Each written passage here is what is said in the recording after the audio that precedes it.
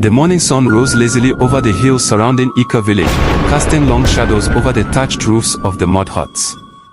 Ika, nestled deep in the heart of Igboland, was a place where life ebbed and flowed with the rhythm of nature. The cocks crowed incessantly, goats bleated, and the smoke of firewood cooking wafted into the cool harmattan air.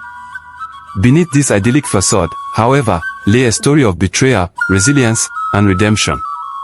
Ozioma was the pride of her late mother. A girl of 16, she had inherited her mother's beauty, smooth ebony skin, almond-shaped eyes that sparkled like the morning dew, and a voice as melodious as the Ojin drum. Her father, Nwafa, was a wealthy palm wine tapper, known across Ika for his hard work and generosity. But life had dealt Ozioma a cruel hand. Her mother, Adana, died during childbirth when Ozioma was only 8, leaving behind an infant brother, Somadina. For years, Nwafa managed his home with the help of his sister, but as time passed, pressure from the elders mounted.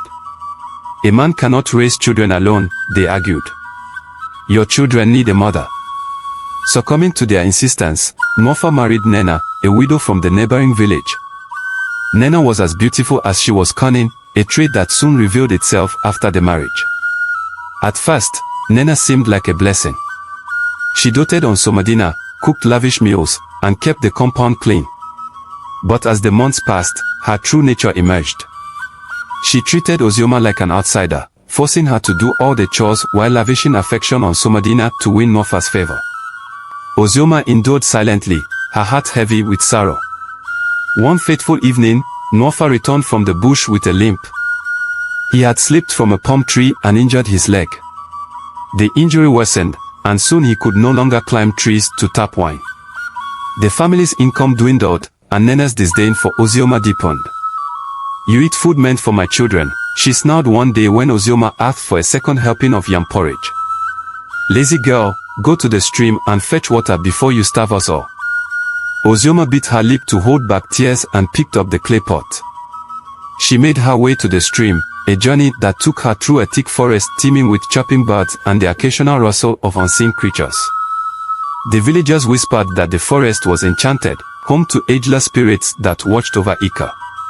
One day, as Ozioma knelt by the stream, she noticed a shimmering object floating in the water. Curious, she waded in and retrieved it. It was a small, intricately carved calabash. As she held it, she felt a warmth spread through her fingers. A voice, soft yet commanding, echoed in her mind. Child of sorrow, why do you cry? Startled, Ozioma dropped the calabash. But the voice continued, soothing and calm. Do not fear. I am Nwadi, the spirit of this tree. Tell me your troubles. Ozioma hesitated, but the kindness in the voice melted her defenses. She poured out her heart, recounting her mother's death, her father's injury, and the cruelty of her stepmother. When she finished, the voice spoke again. You have a pure heart, Ozioma. Return here tomorrow with a basket of palm kernels. Ozioma obeyed. The next day, she placed the basket on the stream's edge, as instructed. Suddenly, the water swirled, and the calabash reappeared. The kernels vanished, and in their place was a basket of glittering jewels. Take this, Nwadi said. But remember, only kindness can open the door to true riches. Ozioma hid the jewels in a clay pot in her father's hut and continued her chores as if nothing had happened.